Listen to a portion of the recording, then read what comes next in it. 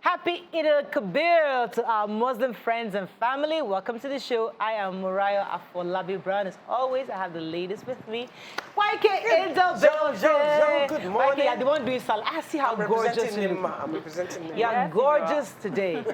Thank you. This is such a beautiful outfit. You look amazing. Thank This you. is definitely not Baba. Please don't abuse my tailor. Okay, sorry. So this is just lovely. I don't know. I had it. It was about a year ago. I had it made. Well, I was supposed to use it for my in-laws' 50th. Oh. But then I realized that it was funky dressing.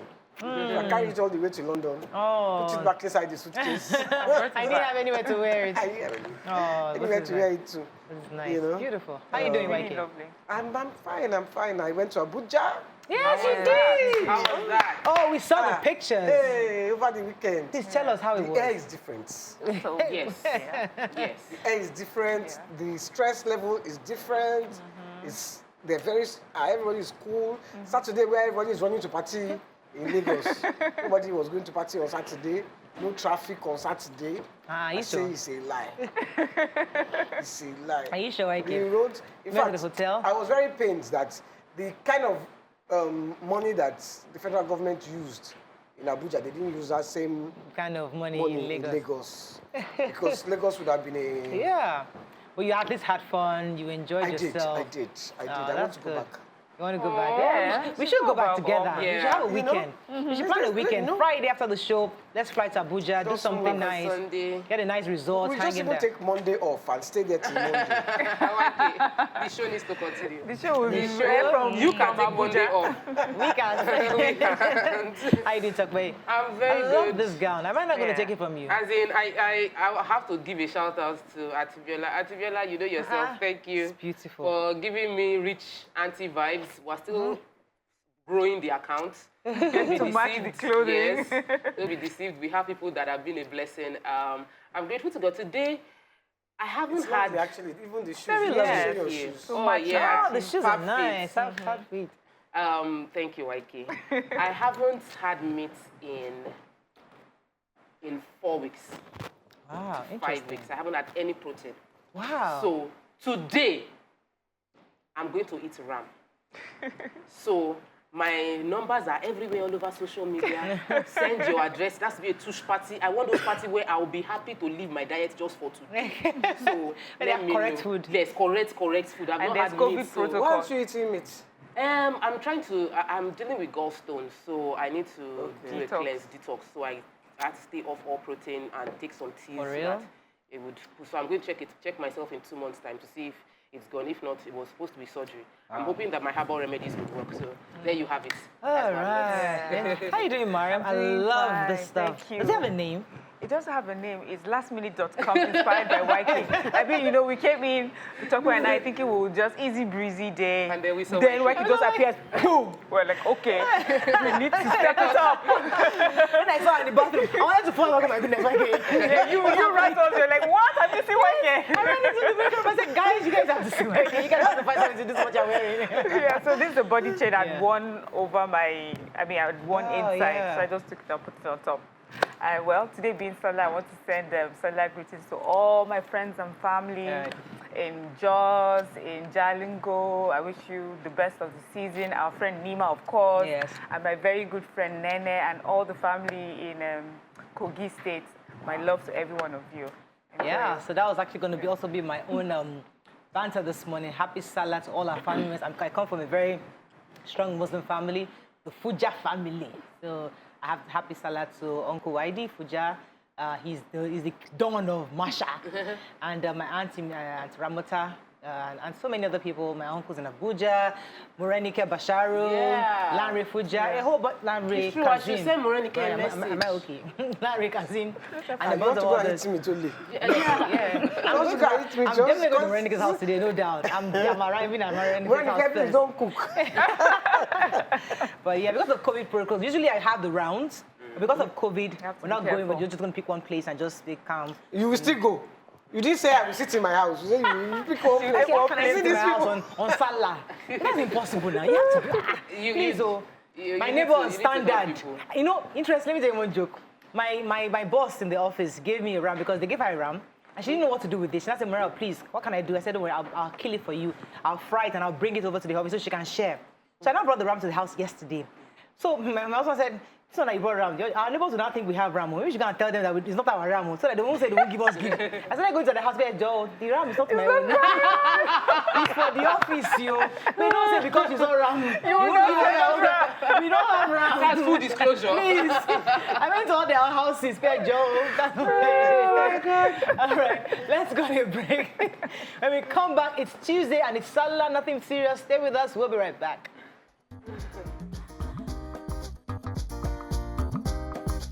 Stay tuned. Your View will be right back. Right. I'm going to start with the nation. Pilot jumps to safety after bandits bring down the NAF jet. Lawyer, Kanu stopped from UK assistance. Adebayo heads Kwara panel on offer Henry crisis resolution. Eid, President Lawan Bajabia Mila Tinubu greets Nigerians. Olubadan disowns chief's attack on Makinde. Lagos loses 4 to COVID-19 in 4 days. Adebayo heads Kwara panel on offer Henry crisis resolution. All right, let's take a major headline. The pilot. Yes, so on Sunday, this happened on Sunday, and this gallant pilot of the Nigerian Air Force had just finished. They said he had gone on a mission, and it was a successful mission. But on his way back, he faced gunfire from bandits on ground, and he was shot down. Luckily, fortunately, this story ended well because he ejected himself from the plane and then, hid in the bushes. They said he was able to use his phone to navigate himself back to base. The Air Force was aware that the plane had been shot down, and of course, I'm sure quite relieved and happy that he was saved. And the president has also used this opportunity to direct the Northwest governors to end banditry in their zone. So we thank God this story did not completely end inside the news. Yes. So I don't say you can't call a group of people that shoots down an aircraft belonging to the Air Force bandits. Those are terrorists. Yes, If you can use a rocket launcher and shoot down the sovereign nation's Air Force, that would have ended the life of a young person in that way, you're not a bandit. There's no banditry in this matter. This is terrorism within our country. And we must call it what it is. Because I read the story in Vanguard, and the former DSS boss, Barrister Mike Ejiofor, he said that it is disturbing. He said that the bandits, in quotes, bandits have acquired the rocket launcher. The Yes, ammunition a rocket to be able to shoot down an Air Force thing. It's very disturbing. Negotiation. He said it's another one.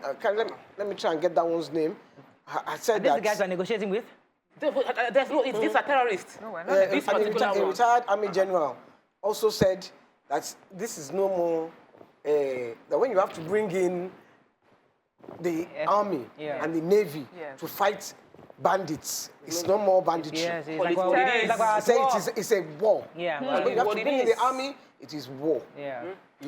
Okay, I wanted to take the Nnamdi Kanu story. His lawyer, Aloy Ejimakor. You have that story? Please go ahead. Well.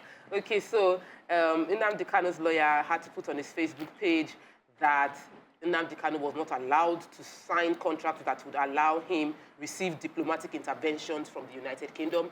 Said this is not right. It is not fair. It's not fair play. Because he said that he tried to get Nnamdi Kanu to sign, and the DSS stopped him. This signatory would have been on 2 forms that would give consent to the consular and diplomatic intervention by the United Kingdom and the High Commission in Nigeria. He wasn't allowed to sign it, and the lawyer is calling out the government on this. He also said that the lawyers, that the DSS, when they dropped the paper with the DSS, they seemed okay. But obviously the legal part of the DSS had now said no. Because it was as if it was going to be able to sign it. Okay, moving on to the Punch. Delta variant, experts warn as FG begins campaign for 49,950 core members. Yoruba Nation rally autopsy false police claim, says sales girl was shot. Stop manhunt for Igboho, release loyalist, OPC tells Buhari. Oyan Dam releases water, September, October, agency wants flood-prone residents. AMCON recovers 1.4 trillion naira, says 350 chronic debtors owe 2 trillion. Rescued NAF pilots returns with rousing welcome. And oil plunges to $68. Nigeria seeks increased production quota. The major headline, Mariam. Yes, I have it. So NYC, the next batch is about to start, the exercise. So they're going to camp towards the end of this month, July 27th to August.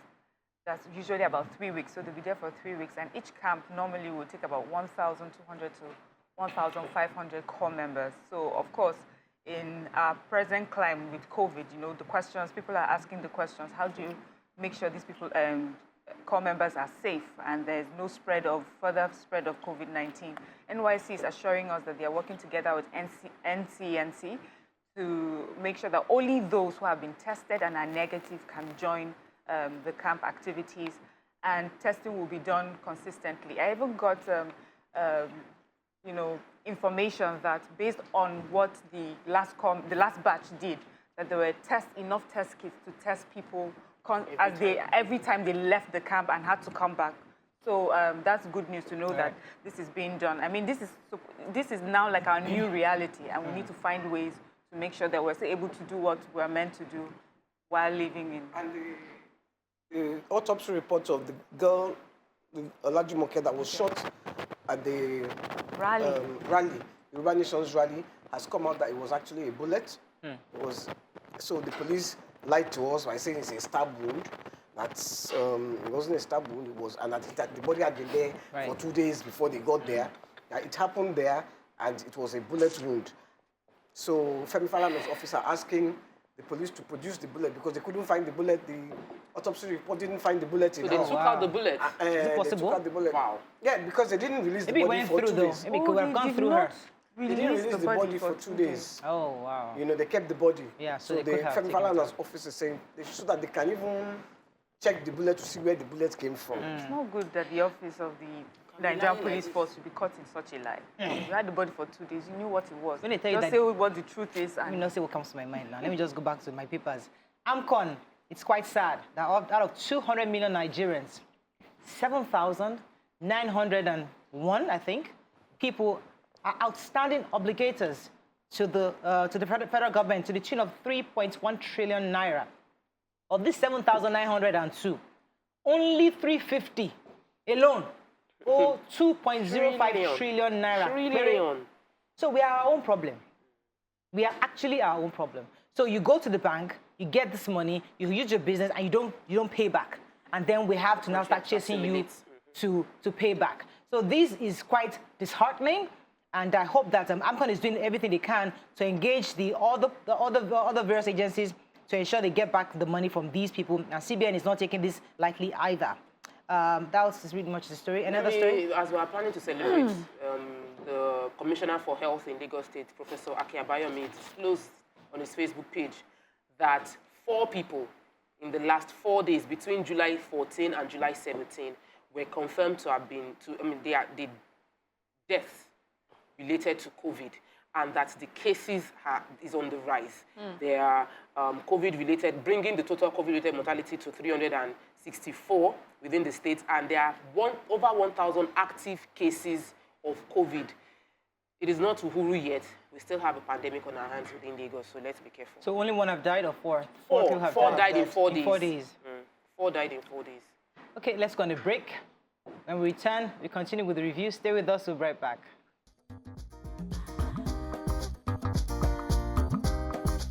Stay tuned. Your View will be right back.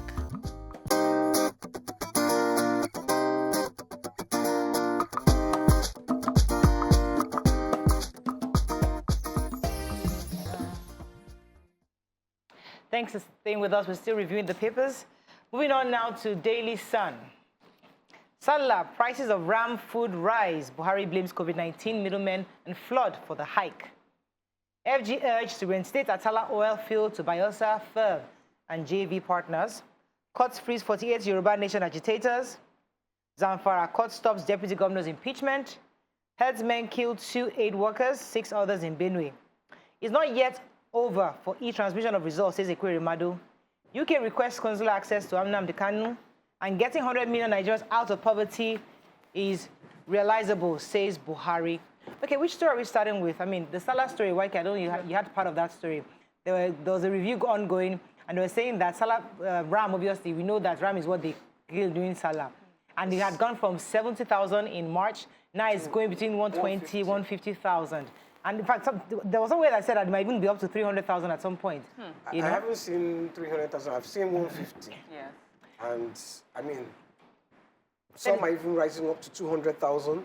And this is from Kara Market, and said that the situation was not different at the Mango Ram Market in Agege, as average price is about 150,000 to 300,000. And he said that one of the officials there was quite distraught, and he was trying to, saying that the government needs to help address the rate of insecurity in the north, which was responsible for him for the surge, and adding that those in business of animal husbandry were afraid to rear rams, goats, and cows because of the insecurity in the country. Let me just add what the president also said during his message. He says that he warned that those that are taking advantage of the celebration to exploit fellow citizens through outrageous prices of food and rams, that it was inconsistent with the virtues of Islam. And then he said also that his administration is one administration out of many that has invested so much in local production, that they have invested in agriculture, but middlemen have found a way to, take the benefits away from the local people. And he also said that about 20 commodities, they are providing loans to people, they are providing fertilizers for agriculture. He says, yes, insecurity is really affecting agriculture as well, because many people are unable to go to the farms to do what they are meant to do. But, also asking Muslims and all those celebrating Islam that they should please keep to the virtues of the season.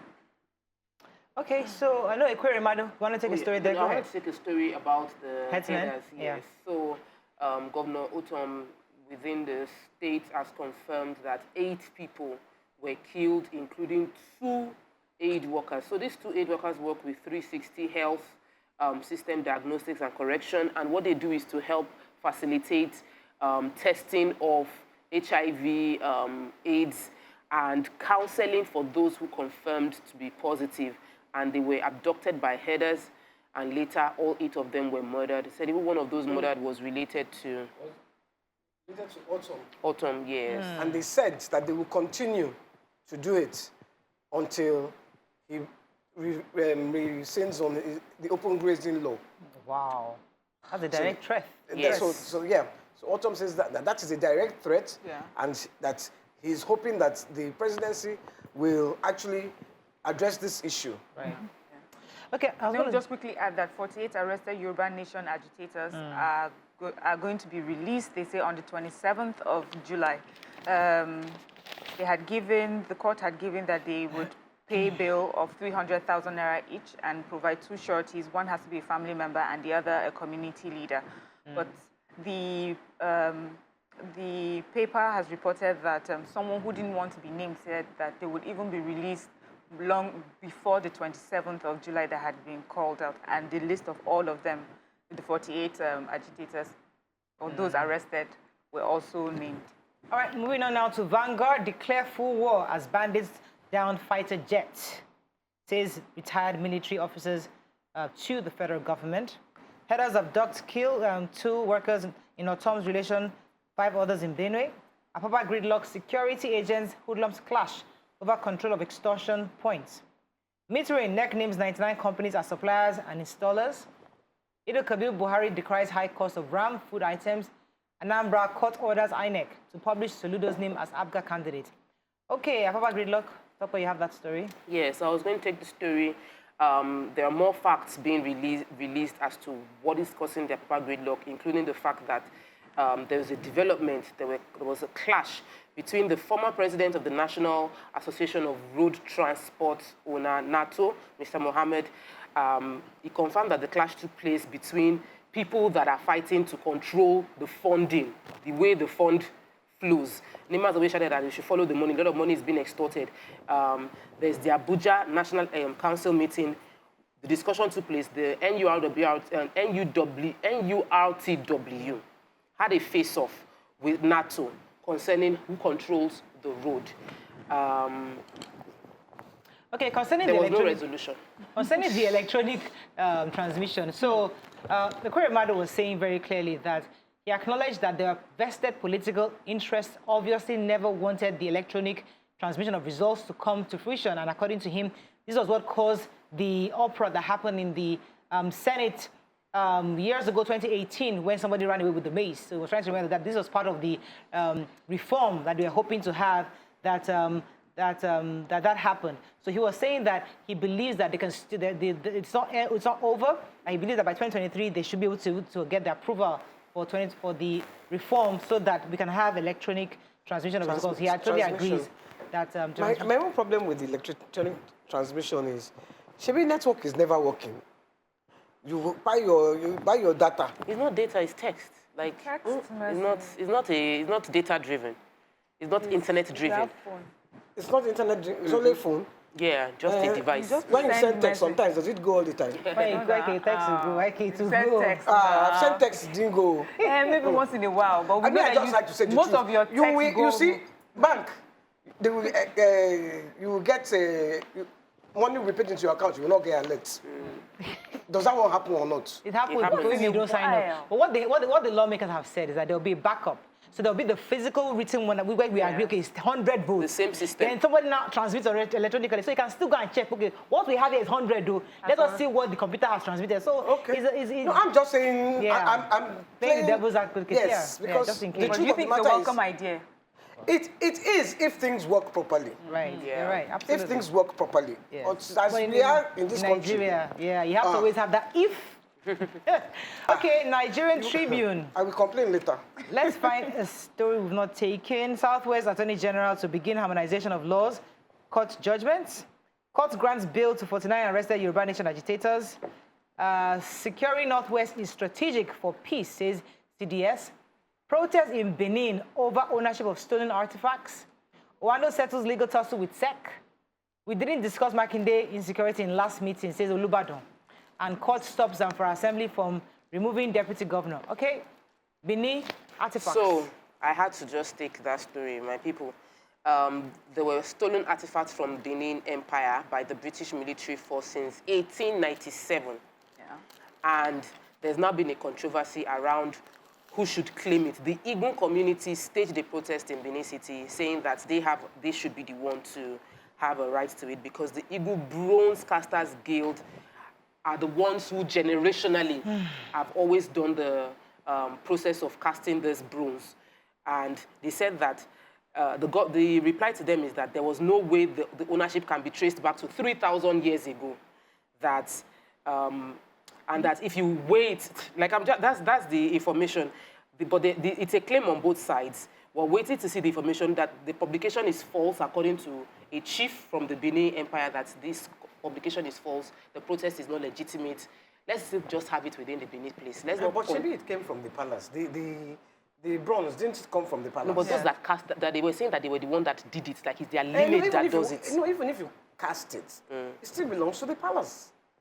They cast it for, they probably were paid to do the job. Or you did it in service to the royal family. Exactly. So the government is saying that they want to have a museum. So do you think that the museum should be in the Oba's palace? Of course. No, it would be Benin. Yeah. Even the Igbo people I'm are not sure in that's Benin. been argued. So should it be a government-owned museum or the palace-owned museum? That's another thing we can debate. Should it be the palace? The Benin people should have the choice to say, because there was no Nigeria when this thing was stolen. Yeah. But they can also do collaboration. There was no Nigeria when this thing was stolen. Yeah. It was the British that came and formed Nigeria. It's the problem that we're having today because we didn't come to terms with the fact that... definitely be museum For the Oba, for the Benin people. Yes. Or collaboration with government in terms of maybe providing them land and maybe some government should infrastructure provide them support, financial support. Yeah, that's their government in Edo State.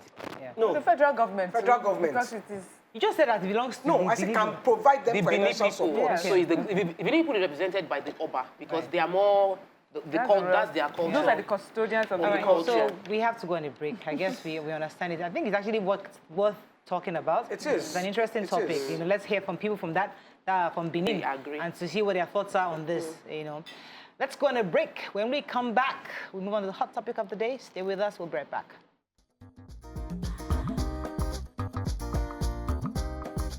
Stay tuned. Your View will be right back.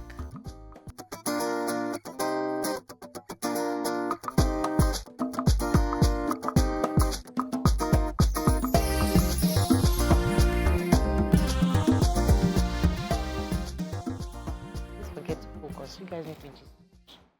Thanks for staying with us. So we'll be speaking on some of the lessons of Sallah and how we can imbibe these lessons as a lesson for national development and much needed unity considering our diversity. Now, Nima is not around today, but we'd love to have her. I would even like to get her on the call so that we can even wish her Happy Sallah. But you can call us in on 081-270-53687 and 091-390-76948. We'd like you to wish us Happy Sallah and let us hear what lessons of this season are you going to be imbibing with your family. You know, President Buhari gave his speech. I think Asiwaju Bola Tinubu said the same thing, and a few others also greeted quite a lot of Muslims. And it's a season of sacrifice, season where we remind ourselves that, listen, if God can always show up for Abraham, he can always show up for us in different ways. So what lessons have you learned, and even though you're not Muslims, but this season is a united opportunity for us to share lessons that are universal. So I think I'd like to hear your thoughts before I take some calls. So for me, Salah always brings memories of we are one. Salah always brings memory of unity, of sharing, of caring, of sacrifice, of giving. And we must remind ourselves, because we're very divided as a nation right now. And this is a time when you're not sharing your meat to only Muslims. You're sharing your meat to non-Muslims around you. You're extending that hand of fellowship, like, come and dine with me. That's the culture. It's everybody come to my house. We're together. We're not separated by tradition. We're not separated by culture. Yeah. We are one, and we're grateful for this season. And I think that the idea that many people still see some crisis in this country as religious should be quelled in this season, because it really isn't. The deaths and killings take place across religious boundaries. There are Muslims being killed as Christians are being killed, and we shouldn't promote division, but we should focus on, this is Salah, we are all celebrating that we are alive, and we're going to unitedly fight the scourge of those dividing this nation. Right. And we can only win when we see ourselves as each other's brothers' keepers. Yeah, so for me also, I think I like the part where the president talked about the economic situation that we're facing right now. And we can see it even in the prices of the ram that we use to celebrate the day, and just prices of everything in general. Everything is just so expensive. Some people are saying that they're even going to do without. This is something they've done for many years, but this particular year they may have to do without. And you know, he mentioned where we need to be careful not to use this festive season as a period to exploit each other. Appeal to our brothers and sisters, all over the country. We need to remember each other. This money that we're looking for, this economic hardship is affecting us all. The person selling in the market and the person coming to the market with their little coins. So if you're still making your profit, healthy, normal profit, that's fine. At least you'll be able to, for me, it's common sense. You even sell much more than someone who is selling at ridiculous prices. My friend always makes me laugh. She says she waits until Salah day and it's that day to buy her ram, because at that time, who else are you looking to? But we're going through really tough economic times, and things need to change. We need to make better policies. We need to empower Nigerians. We talk about how the government is helping to empower farmers and how middlemen are coming in, and we have to be careful that we're doing this together. We're in this together. We want all Nigerians to progress, and we all want to be successful. Right, let me take this call from Richard. Richard, are you there? Yeah, I'm here. You're live. Go ahead, please. Morning. I want to wish every one of you a happy Sallah celebration. Yes, thank you very much. And you too. I want to let you know that, yes, this is a time for us to show love, a time for us to look at Nigeria properly. The whole Nigerians are not peace. The food rising, the whole thing is affecting everybody. Let the federal government do something before it goes out of hand. We are celebrating now, and we are celebrating in vain. But still yet, we are putting a smile on our face, and we are doing our best. Let the federal government do something about the banditry. Thank you very much, Richard. YK, your message is Salah. I was just going to say, I think, you know, I believe that as Africans, I will not even say Nigerians now, we should just learn to live in peace, learn to live as one. Our enemy is not each other. We have a common enemy. The foreign governments are the common enemy of all of Africa. So let's put our religious, and then our religion, I mean, as much as I respect all your religions, I still think that if we lean more towards Africa and what our ancestors believed in, we may find a way to move forward and, you know, shock the colonial, the last, well, we are saddled with colonial mentality. Yeah. Right. And I think that is why we all fight each other. So I think we should just use this. You know, YK, with this issue you just raised reminds me of this whole, there was a time where the Sunday Igbohos came out, and everybody felt like, this guy, yes, the man of war, you know? And suddenly people started looking for cultural, military, militancy, how they used to defend the people. Suddenly, our culture was not attractive, tradition. People were now wondering, so how can you take a bullet without, you know? People were now interested. But the truth is that all these things were there. Yeah. We abandoned it and embraced the foreign religion. Yeah, so that's what we have right now. And yes, regardless of the tradition or the foreign religion, we all still have that togetherness. We have to be united. We are tolerant of each other. So I'm even happy that we are Christians and non-Christians, traditionalists, and we are all here speaking, and we are with love. Yes. We care for each other. That's the whole beauty. We put our religion aside. And then we focus on how we are united as Nigerians. You know, Mariah, there's something that makes me laugh with Nigerians. On the pages of the papers, Muslims, Christians, South, North, and then you see the South or North sitting together and just around. I'm like, in real life, you guys are okay, but on the pages of the papers, you are divided, you know. So we need to take our real life and put on the pages of the newspaper. We need to take our real life and show it. Right. No, you hear people say, I don't like the North, but you are different. I'm like every other, you know. So I like what you just said, Miriam. You know why?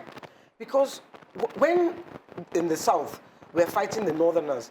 I will never forget my first trip to Kano. It wasn't really my first trip. I'd been before on tour, but this was first trip. I just went as a human being to Kano. And you know, I'd been in Lagos, and I'd been here, all the Northern leaders, they are stealing all our money, they've taken it to Kano, they've taken it to Kano. When I got to Kano, the disappointment that I felt, honestly, the poverty that I saw. My mouth was open throughout the whole trip. I thought he said it because I was expecting to see skyscrapers, this, nothing. It's only themselves. Yeah. So our common enemy is the elites, the people who are stealing our money in Nigeria. Our common enemy. Yeah. Whether they are from the north, south, east, or west, they are our common enemy in Nigeria. Yeah. Let me take this call, YK. Good morning, are you there? Oh, Reverend, happy Sallah.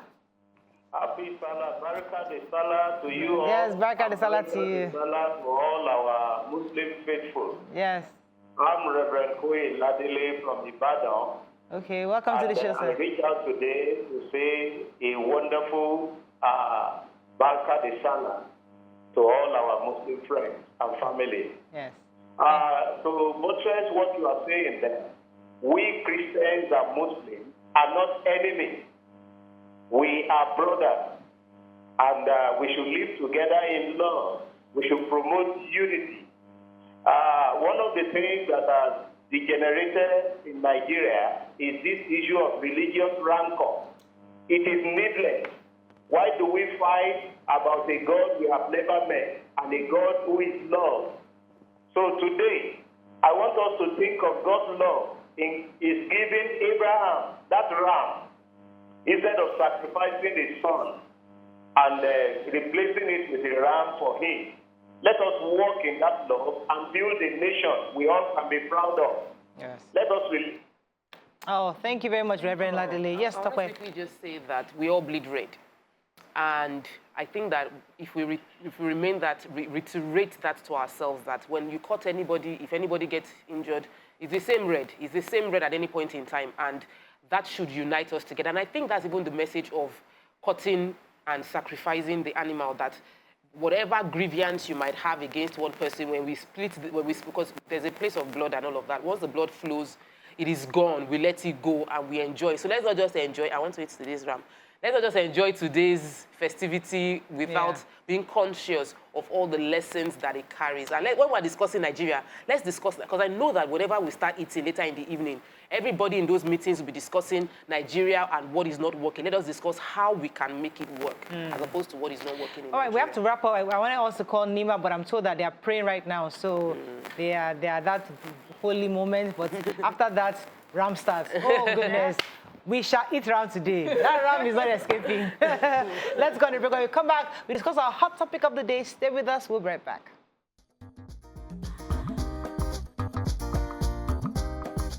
Stay tuned. Your View will be right back.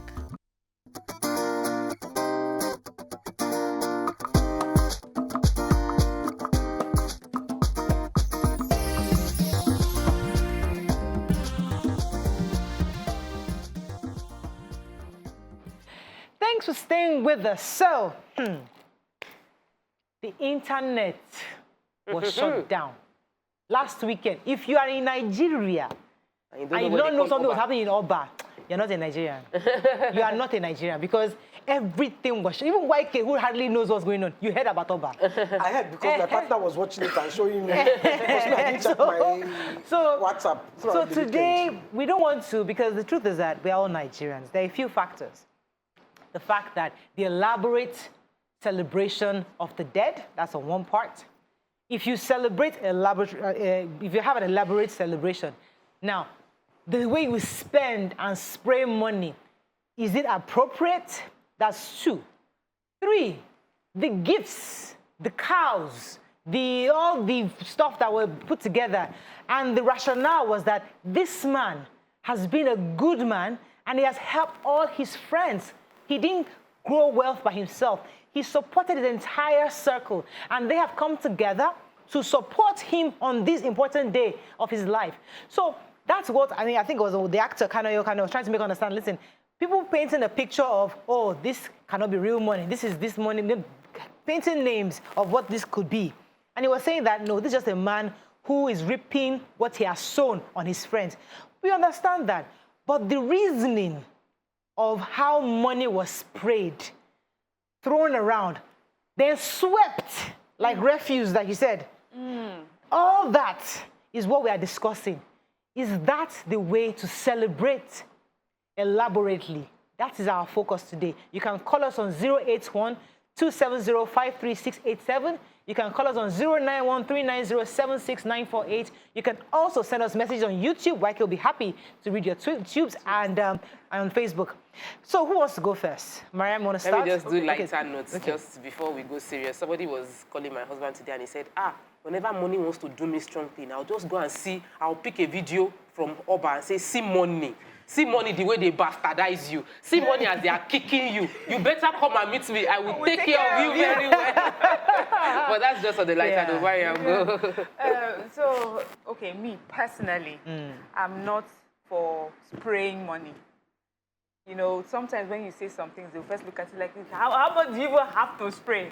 Put that aside. Personally, even if I were to receive, I would rather be giving money an envelope or money be transferred to me. or put in such a way, you know, like a gift. I remember when recently we were looking at some motivational speakers and their mentees were giving them cars. So that is on one side. You see what happened in that place. We thank God for the life of the woman that passed. We thank God for her son who was able to gather many successful people that came to celebrate him. But I feel that that part of the celebration where they were throwing money everywhere on the floor, in my own personal opinion, I am not for it. I think it was just Let me much. pause you there. Please leave spraying. Listen, I'll come to you. Calm down. Spraying is in two phases. Please, let us. I know they are saying Let's define it. Let's define spraying. There's a classic way of spraying. You go to a party and they take money and they spray you. That's classy. What is not classy is the bundle throwing at it. That's what is not classy. But the one you gotta spray, spraying. Spraying is important. If you have a big party, you must spray. Whether you spray it with the machine gun that goes. That one is right now. Or the thing is that it comes down. And you will step on that money. No, so they don't spray it down. Madam, let me show you. Let me show you. No, it doesn't fall. Let you count it. Why Don't put on your shirt like this. You will be holding it. They will put a bag in front of you. You now put it there. I'm slide down. Be sliding down. Be sliding down. Yes. You hold it. You keep it on your shoulder like this. No, even when it's too plenty, you just throw it down. Take another batch. Throw it. That's how it's done. 5,000 naira, you can catch it. Excuse me. If they spray you 5 million naira, you may not be able to catch anything. Let me even tell you what the government has said. Oh, leave government. So the government has said that a person who tampers with... Anyway, it was talking about spraying.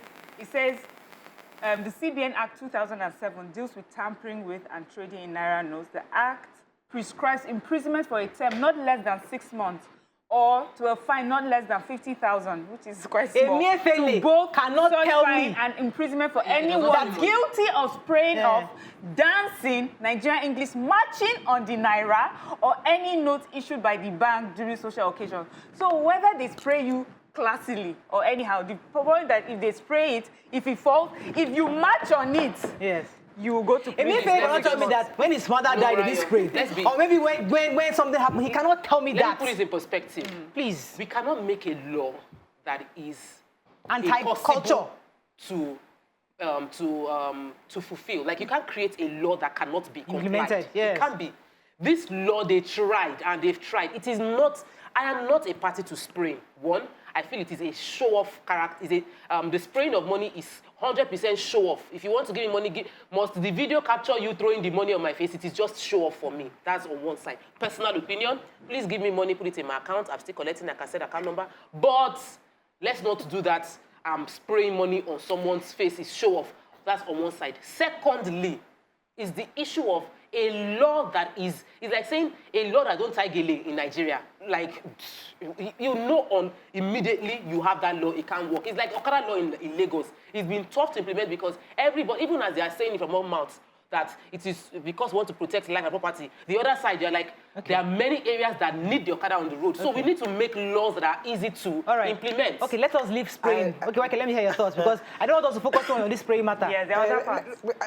I don't want to focus on the spraying. I just want to say, I prefer to receive the money in my account or you put it in an envelope and give me, because there are some people, it's their profession to help you pick the money. And when they pick it, it's essentially their own pockets, not your own. Yes, so you lose a lot of money that you could have used, because the rationale behind it is I know you've spent money for this party, so take this money back. Yes. But the point is, if you're giving me this money back that way, I will not get to enjoy the bulk of it, because it will be stolen by other people who need it more. Right. Who believe they need it more. I want both. Send to my account. And when I dress up with my gele makeup, see, come forward and spray me as I'm dancing to Sonia Day. You know, there's a way that when Sonia is playing. Lagos girl. And they're spraying like, Sonia Day. Shema, thank you, ma. Thank you, ma. But okay, listen, this is our culture. And I think that we can modify it. And I agree that modifying it means that spray decently, classily. Don't spray as like spraying guns or throwing bundles at people. I think that's actually disgusting. But let's move on to the other part. 36 private jets landed in Oba. This is a community that is underdeveloped. This is a community that they have bad roads. This is a community that they have Can I poor pause you people. there? That's Can I the pause you core of there? the matter. One of the videos I saw, they were driving on a very bad road with the cops. And I was like, hello? Crucial, just start the road. Why didn't you just start the road for the people of that village? Yes. Before you... Towards the event. That's one end. Then the army or the police, not army, the police security operatives. I was even hearing at the party. They were announcing the commissioner of police would like to welcome the police. I was like, hey. They were The all chief there. criminal clinical of the police, meaning, hey. So you're all there at the party. So who is catching who? But it was just, so in your view, that the reason, the rationale. See, yes, our mindset. See, it's okay to have money and spend it how you like. Yeah. But something has to be said for doing something for where you come from, you know, the community that you're from. I've seen and I've heard people where these are people who do not have a lot, who probably you would hear that, oh, I've built this hospital in commemoration or in, you know, of my mom who had passed because she had cancer. So I'm donating money to a cancer institute. Or I lost a family member to polio, and because of that, I've set up this. We need to do that, not because we're not saying don't spend your money anyhow, but the thing is our government is struggling, we hear every day, is struggling to meet some needs. And we have powerful people like you that can make a difference. And when you come into that community and make a difference, these are the people, it's the same community that can vote you into office, so you can even use the constitution to even make more of a difference. Let the community not only see you when you come to spray once in a while at Christmas and then you move on. Don't just give them fish. Give them a pond with fishes inside and hooks so that they will learn how to fish and build a bigger and better community. Next time when your friends come with their private jets, they will be parking on, you know, airports and things like that. Yes. You have flying cars and stuff from Oba, and everyone talking about it internationally. But you see this money spraying. After 2 years, we'll wait for the next spraying. Let's go to a break. When we come back, we'll continue with the conversation and take some phone calls. Stay with us. We'll be right back.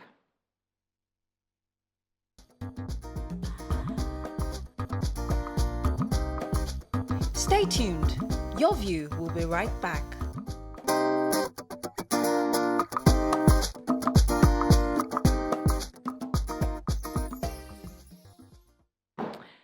Thanks for staying with us. We're still on the matter of celebrating elaborately. How could you celebrate? So we talked about the fact that he could have invested the money somehow in Oba. Yes, YK. Yes, I was just going to say, for me, I would rather he would have celebrated his birthday like that than the death of... I personally, it's a personal thing. I don't believe in... Celebrating dead? No, because for me, if my mother is dead, my father, it's a sad thing for me. There is no way I'm going to throw a party. I will be mourning. That's one, on the one hand. Now, if you want to come and be eating rice and everything on top of my mother, I will ask you, I didn't want to kill my mother. Why do you want to eat rice? On top of my head. It's a personal thing. It's maybe African to, or I don't know, Nigerian, to be making big party like that. So on a personal level, I didn't do for my mother, I didn't do for my father. Culturally, we have what they call befitting burial. And many people didn't understand the cows.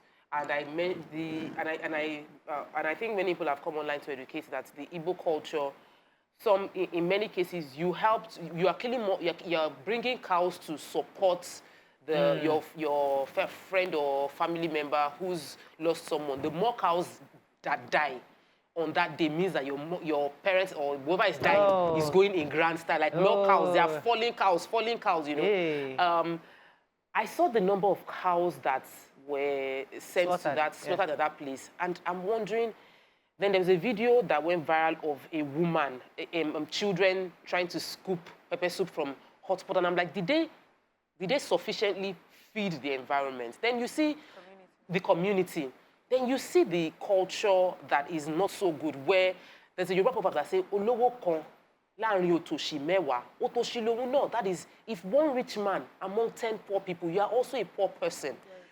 We need to go beyond our selfish, I want to take care of myself, and understand that you are blessed for a purpose. is beyond you. And if your immediate environment is not feeling it, like they're supposed to come to your town, and your town is small London because you are Obi Cubana and you are from Oba. Like Oba should be the talk of town, not just because they spread money, but when they came to town, they're like, Obi finish in town, man. Obi finish. See Obi town. See the streets. You don't tar the streets, man. With it, like you should have done things like that to create such a huge turnaround for your community. Not that they've seen you building mansions everywhere, and in your village we are having to be entering pothole over and over again. Okay, let me take this call from Dr. Moyo. Are you there? Dr. Moyo, are you there? Yes, I'm here. Good morning. Good morning. You're live. Go ahead, please. Yes, Nigeria at the moment is the world capital of poverty. There are a lot of unemployment everywhere. There are a lot of people that are intelligent but cannot afford to go to school, are not empowered. And you keep flaunting that kind of huge money on their face. How do you expect them to feel? At least we should learn to respect our emotions sometimes. It's not everybody that has the spirit of contentment. Saying that kind of thing now will trigger criminality in some other people. In that case, the Bible talks about moderation in everything. Whatever you do, live a life of moderation. All right, thank you very much. You don't agree?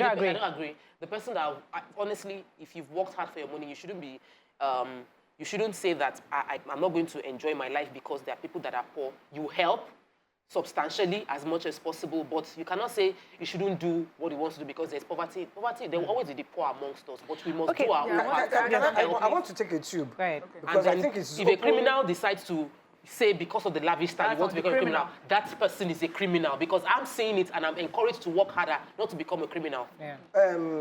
It's from Paul Cancer.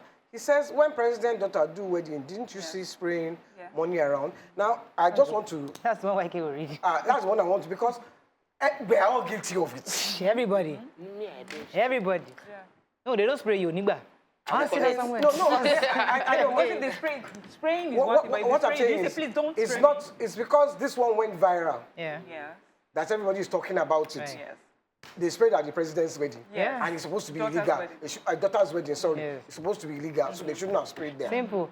Even I can almost guarantee that Emefiele's family members, I'm sure they are sprayed. Just that we don't know. If that same CBN governor, I'm sure even his own party, they've sprayed. So there's something else I want to address, which is, we have these classy Nigerians who are like, oh my God, it's so crass. How are they spraying you money like that? No, it's so crude. Uncle, we hear you. But you see, when you spend ostentatiously on your wedding or your daughter's wedding, you're also doing the same thing. So the fact that you don't take the raw cash and you're throwing it out, but you're also spending so much money on decor, on ashebi, on traveling and everything. Or sometimes you go to the village and you set up a whole huge tent and put so much money, an investment of millions and millions of naira and dollars. Just for decoration. Money that would have gone into your community, you're also doing the same thing. Because some of us like to sit on this high horse and say, you would never do that, but you're doing it in a different way. So we're all on this table. The thing is about mindset. Our mindset needs to change in the way that we need to see different ways in which we can help communities. Some of these developed countries that we like to go to, they built a foundation where people from that area use their money and they build and develop their area, and then the government just came. Yes, the government came and added to it. But we are waiting for government. I mean, I can't imagine being from a place like that and having that kind of influence. Right. What if Obi Cubana had said he was calling people for a fundraising for his community? I'm trying to build some schools for my community. Those friends, would they have come like that? Would they have invested like that? Would they have given money towards those kinds of investments? Or is it only when there's a burial or a wedding that people shop for people and invest? Right, let me take this call and come to YK. Abim Bola from UK, are you there? Hello? Yes, please. Good morning. Good morning, you're live. Go ahead, please. You're live. Yes, please. Thank you very much. This is my first time of getting through. Welcome to the show. Yes. Thank you. I just would like to contribute to today's topic. Yes. I do agree with a lot of what each and everyone have said this morning. But to summarize it, I think everything that we do, we need to do in moderation.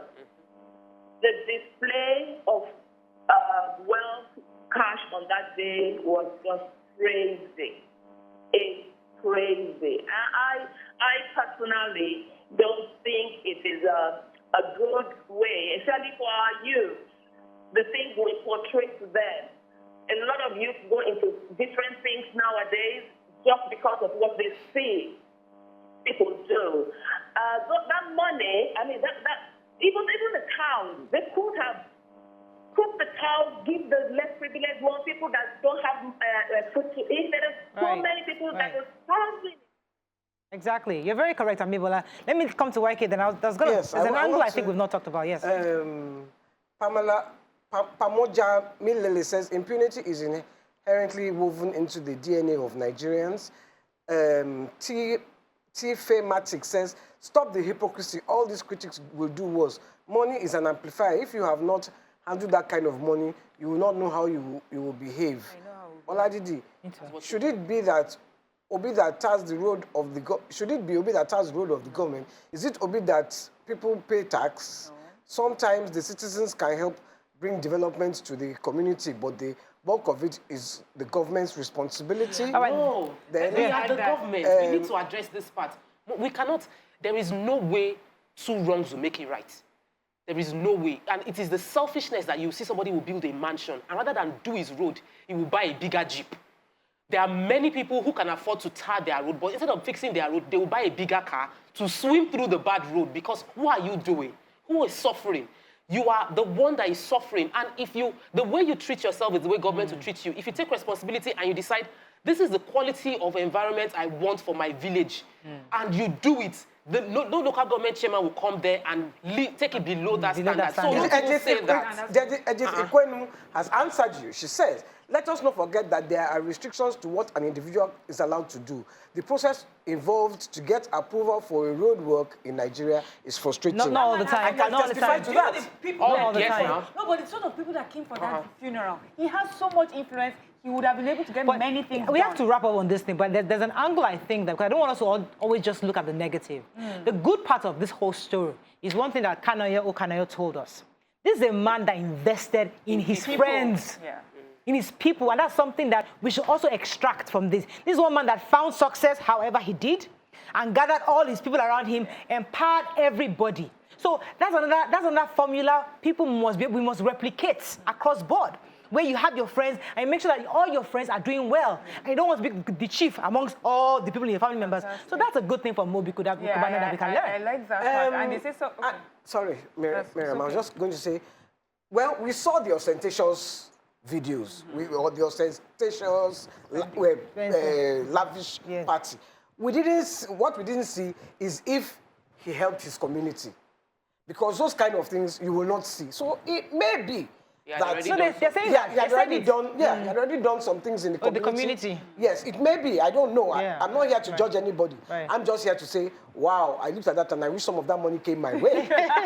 We gotta go. Okay. Final words. Yes, they say success has many friends. So you're successful, even for those that hardly know you, they'll raise their hands and say, oh, I know this person. But it's important to invest in people, and they'll show up for you. What we're saying is that, can we help channel this support to something that would affect the whole community? Not because it is your responsibility, but because you can. Fantastic. I think I can wrap up on that. Thank you so much. Let's go to break. When we come back, we'll bring in our guests. Stay with us. We'll be right back.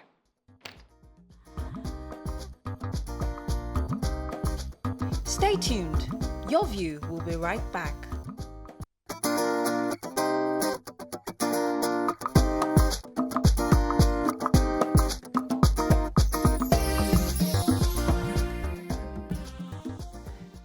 Thanks for staying with us. So our guest today is Senator Musa Muhammad Bello from Niger East Senatorial District. He'll be discussing the state of the nation, most especially the grey areas and the technicalities concerning the passage of the Electoral Amendment Bill. Recall, yesterday we discussed the issues surrounding the Electoral Bill. The senator we had yesterday, Senator Sejus Oguns, was saying he was against the fact that they didn't want the Electoral Amendment Bill to be put together without the NCC's approval. right? That was the contention yesterday. But our guest today is amongst those who are saying there are certain areas that don't have network, and we cannot, because of that, go ahead with the electrical amendment bill. Good morning, sir. Are you there? Hello? Oh, I just spoke to him. Hello? Okay, so while we're trying to get him, so yeah, yesterday I did remind us that Senator Ndomwe was one of the people who was speaking loudly against the fact that we're not ready for this type of electronic transmission of results because there are many parts in the country where there's no network. Good morning, sir. Are you there? We might have to call him on the phone. Hello, sir. Yes, I'm here. Oh, good to have you on now. Are you up to me, Yes. Senator Sani Musa? Yes, sir. We can hear you. Yes, we're with you now. So I was going to talk to you concerning the electoral bill. What are your own thoughts and what are your own reservations about this bill coming through? Hello, sir. Yeah, can I get that question again? I said, I'd like to hear your own views on the electoral amendment bill, the issue of the electronic transmission of results. Let's start with that. We might have to call him on the phone. We're having network issues, obviously. Thank you very much for wanting to know what my view is. Can you hear me? Yes, sir. Please go ahead. Can you hear me? Yes, sir. Please go ahead. Yes. Yeah, I said thank you very much for wanting to hear my view on the issue of the Electoral Acts Amendment Bill, which we have just passed at the National Assembly. As part of our constitutional responsibility, I think we ought to do the needful. And we cannot all be perfect. Members of National Assembly are all Nigerians like you, and we are representing every Nigerian there.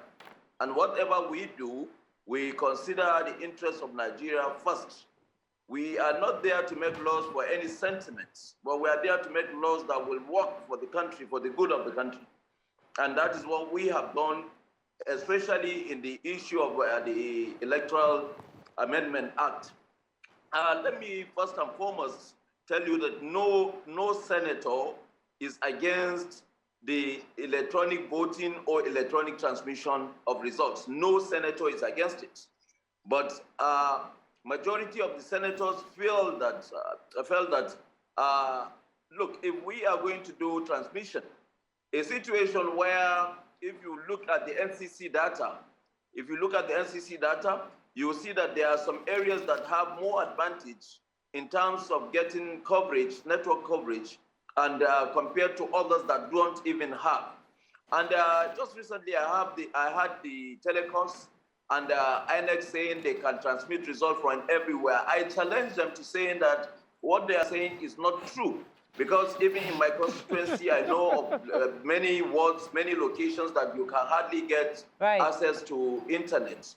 But if they tell me that, yes, we are going to collect results electronically in our system, and when we get to collection center, or when we get to local government area, or when we get to an area where there is network, we can transmit that, I will agree. But that means it's not done on the spot, because what we need is a result directly from the spot where the votes were casted. And then another thing I believe is that what we did at the Senate is that we considered, if you look at Lagos, almost everywhere within Lagos will have network. Go to other areas in the southeast, you will see that because of the proximity they have with areas that these infrastructures are, they don't have any problem. So we consider that we don't want any area to be disadvantaged. Okay. If you look at the riverine areas in the south as well, there are areas that when you go, you cannot have the 3G network. You can't have 3G network. Let me pause you for a second. And when you have 3G network, you'll be able to transmit by SMS. But when you are talking about full data, like what INEC did in Edo State, What INEC did in those states, they used the Z-tabs to take picture of the result sheets and then transmit it. So, all right, I don't see any reason let me get a few why more questions. people would feel the Senate does not want it. Yeah. I have a lot of questions for you, sir. So let me get a few more into. Go ahead, Tokwe. So yesterday we had a conversation, sir, with another of your colleagues, and the issue of 5%, the host community's request for 5%, the fact that the House of Representatives passed 5%, the Senate disagreed and maintained 3%. What was your own decision? Where did you lean towards, and why did you lean on that side? The Senate was guided by the report of experts, by the report of technical team from the NNPC and the Ministry of Petroleum. They have advised the country that if we want to encourage investors, then we must be sure that we give laws that will also be beneficial to those investors that will come to this country. For the past 5 to 10 years, any real investment went into the oil sector in this country. Go to Angola, go to Gabon, in all African countries. Go and see how investors in the oil sectors have done so much in those countries, and we did not actually benefit from that. Why? It's because we lack the legislation that will encourage them to come. And now, when we start coming to be very sentimental about the issues of how we run the affairs of the oil-producing communities, I think we have ourselves also to blame, because if the federal government or the Nigerian government decided that, look, 13% of the reservation will go to the oil-producing communities in this country, then the creation of Ministry of Niger Delta, then the creation of NDDC, or UMPADEC, NDDC, I think there's so much to have been seen that has been done with all these resources that have gone to the Niger Delta oil-producing areas. I'm not against it. No senator is against that. But based on the advice from NNPC, where they said anything more than 3% would be very hard for these investors to take, because it's going to be given up on the cost of their production. So if that is the case, why don't we look at it? And then over time, when they have come in and invested, over time, now we can come and amend those legislation with a view to increasing it higher. Right. And that is the real thing. Right. But people have made it look so sentimental, as if because it is not. But the North also have benefited. Every part of Nigeria have benefited from the frontier. From the frontier, their bases, frontier bases. There is an allocation for that.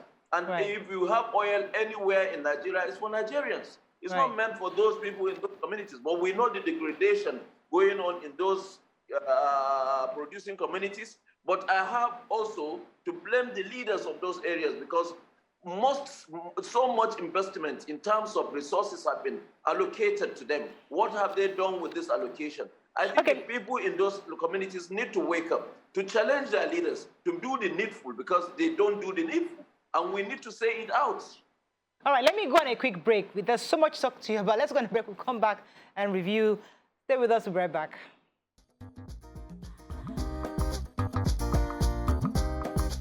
Stay tuned. Your View will be right back.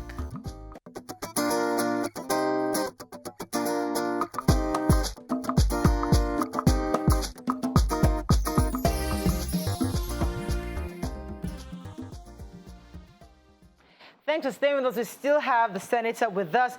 Senator, YK has a question for you. Go ahead, YK. You just said the people of the Niger Delta should hold their people accountable, their leaders accountable. I would have said you should say it is the government they should hold accountable, because it was the government that puts the money in the hands of those people and did not ensure that the money was spent well. The money was spent to restore the communities.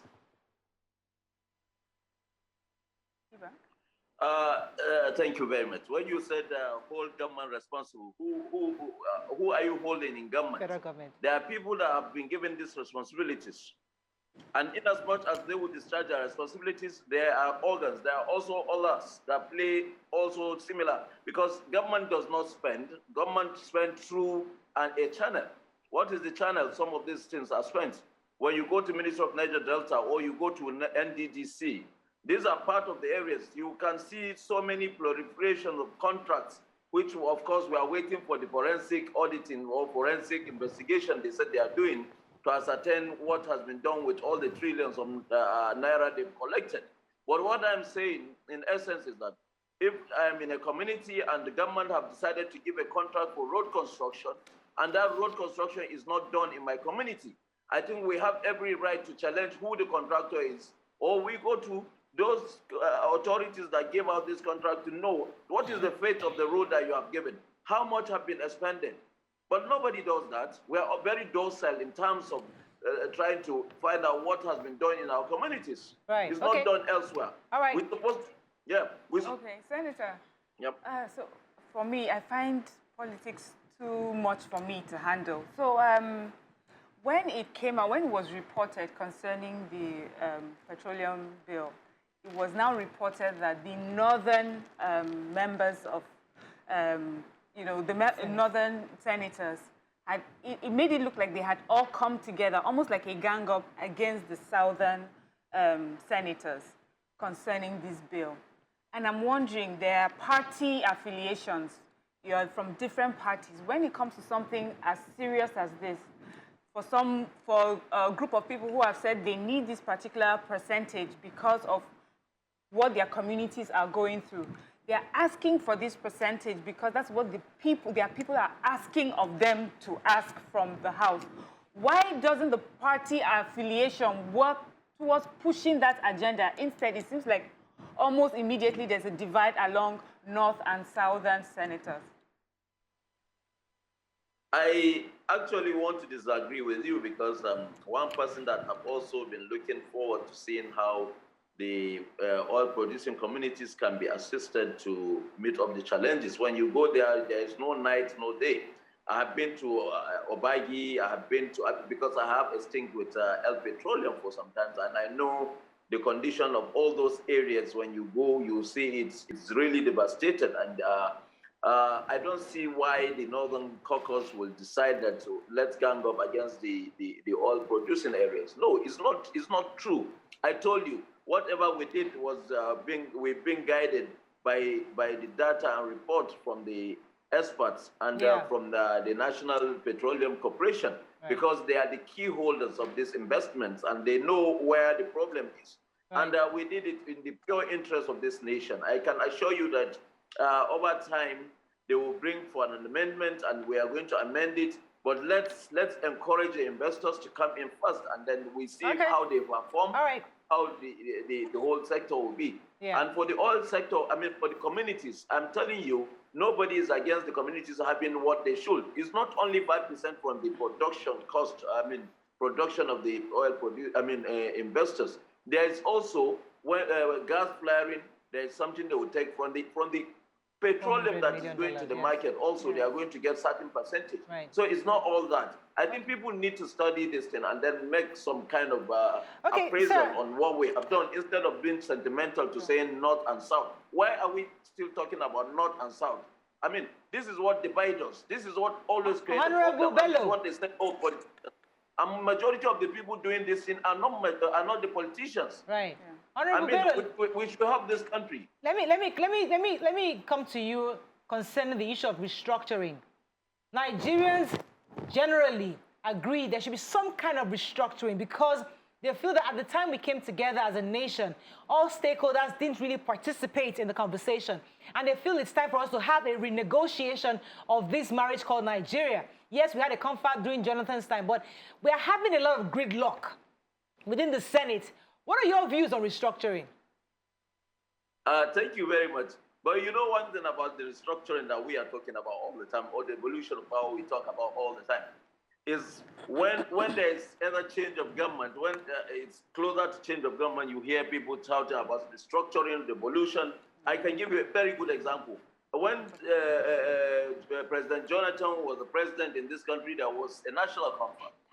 And that would have been a very good opportunity for him to be able to say, okay, let's now devolve this country. But, I mean, if he hasn't done it, and then now, when Obasanjo was there for 8 years, he hasn't done it. Is it only when the president from a particular side of the country is there that people shout about devolution, about restructuring, about this, about on marriage or unintended marriage, about forceful marriage, about what have you. Look, we are a country. And if we want to move, we must remove those things that divide us away. We must shift them away and bring those things that can unite us by bringing some ideas that will build this country. I'm not against devolution. I'm not against restructuring. But what are we restructuring? We have representatives of the people. We have the House of Representatives. We have the state assemblies. We have the National Assembly. What are we talking about? We have representatives of the people. Whoever felt aggrieved, whoever felt that needs for a change, let them bring up a proposal. And that is what we are doing with the constitutional review. Who is heading the constitutional review? Is it somebody from the north? The person heading constitutional review is somebody from the other divide of the country. So what are we talking about? Okay. I mean, when you ask those status, tell us what devolution of power is. Okay. You want certain things. Let me get a few more questions in for you, sir. Yes, go ahead. Excuse me, sir. You say you're not against restructuring, but what are we restructuring? Yep. If you're not against it, then why are you asking what are we restructuring? And then you spoke about Jonathan. No, you need. Excuse me, let me finish. You spoke about Jonathan and Obasanjo. You need to define what you need to be structured. You need to define what needs to be structured. So let me help you in defining, sir. Resource, sir. Restructuring what you Honorable. need to be structured. Okay, Honorable Musa, we're having a conversation. Honorable Musa, no problem. I love this conversation because it's important that people like you engage people like us so that we have a clearer understanding, because the objective is for us to help convey your message to the Nigerian people every morning. Exactly. So help me understand. Our definition of restructuring is resource control, number one. The fact that devolution, we want state policing or regional policing. We want a situation whereby there's gender equality. We want a whole constitutional review that reflects us as a people. So when we say restructuring, it is quite defined. Even the Southwestern governors have somewhat been able to define what they mean as self-determination. So that is what restructuring means to a lot of people from the various regions of the country. Okay, can I come in now? Yes, sir, please. Okay, when you are talking about restructuring, I'm very happy that you define some of the aspects of the areas you want to be restructured. Yeah. You talked about the state police, you talked about resource control, you talked about gender equality. These are areas that I believe today, when you ask any member of the Constitutional Review panel that we have, the Constitutional Review Committee we have, the special committee we have in the National Assembly, will tell you there are bills in respect to these agitations. And let me tell you, the beauty of democracy is you bring your demands, and people will table it. When they see reason to go ahead with it, they'll go ahead with it. If they see any reason to take part of it and amend, they will take part of it and amend. I can assure you the 9th Senate is doing the same thing. Omo Agege's led committee has tabled all these things in the subcommittee that we have, which I am also a member. And I know that we have deliberated, like the state police, already we have deliberated on it at the sub-level. And also the issue of resource control, where we're supposed to now talk about how much derivation will be increased. Was it going to be increased? Is it going to be reduced? What do we do? How do we reform it? How do we make it? And then we talked about also issues of agriculture.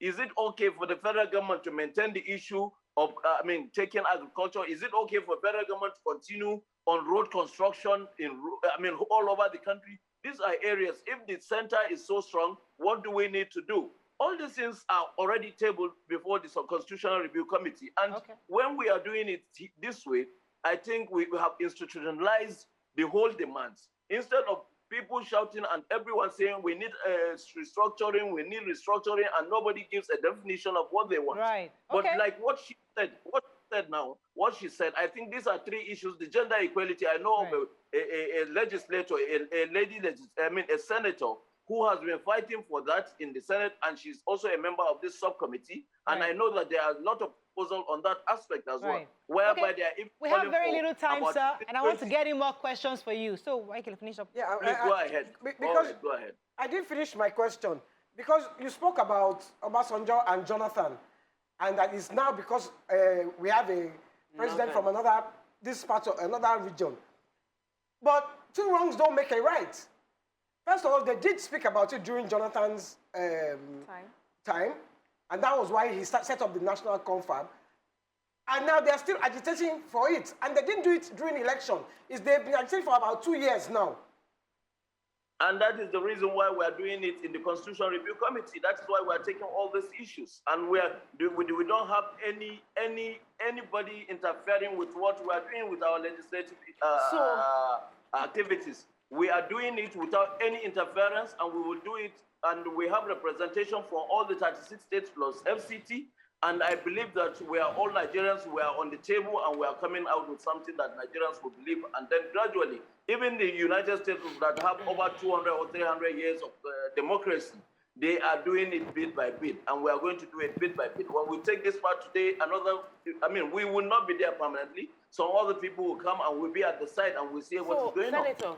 So I think it's a gradual thing. Senator, please, I want to take us to security. One thing that everybody can agree on in this country, we might not agree on percentage structure, we might not agree on devolution of power, we might not agree on state policing, but we can agree that we have a major security challenge across the country. Your state has been plagued with several kidnapping of people in their schools, banditry. It is not just your state. While your state has been in the news negatively, many other states have been suffering from one form of insecurity challenge or the other. What would you say? Would you agree that our security apparatus currently has failed us? And what would you say is the right line of action? Can we agree on this one, on where we are going forward? How can we protect Nigerians? How can we secure more investors to come into Nigeria? I agree with you absolutely that our security situation is very fragile. And this has been one of the things that I've been doing since the 2 years I have been in the Senate. There is no week that will pass without me putting a motion against one security situation or the other in this country. And I can tell you vividly, I'm a member of the governing party, APC. And I can tell you that I stood up to put a motion calling for a state of emergency on the matters of security in this country. Because, look, it is not about sentiment. It is not about you and I. It's about this nation as a whole. Our people have been killed daily. Our people have been attacked daily. Their livelihood have been destroyed. So many things. Little children have been kidnapped by hoodlums. So I can tell you that we are in the same page on the issue of security, and we believe that we need to resuscitate our armed forces and to make them more effective. We need to restructure in terms of areas of needs, because today we need technology to go in line with what we are doing in terms of security in this country. We need our policing system to change. We need community policing, just like you find in advanced communities, about advanced countries. Yes, I'm not against having a state police, but how do we manage a state police when national police has become even an issue in terms of investment? When we don't invest in security, we don't invest in manpower development of this aspect, we are bound to have these issues. Technology must play a key role. And when we talk about technology playing a key role, that means we must have training and retraining of our personnel, both in the armed forces and the policing. So these are areas that the Senate has sat down I have two more questions for you, sir. Set up a ad hoc committee. I have to run. Yes, go ahead, Miriam. Okay, so Senator, let me just take us back to electoral amendment bill. So one thing I find displeasing really is that every time we talk about development or wanting to do something new, we throw the North as a cop-out. Oh, it's impossible in the North because there's no network. It's impossible in the North because we don't use phones. Why do we always seem to go that route instead of the North is lacking in this? We need to work on how to provide the resources, the infrastructure, so that the North can be part of this process that is ongoing. We have also called out the people of the South, the Niger Delta, to hold their leaders accountable. We are also holding the Northern leaders accountable for the level of poverty, illiteracy, lack of healthcare, constantly, year in, year out, administration after administration is the same story. I'm happy that you you are taking me on this.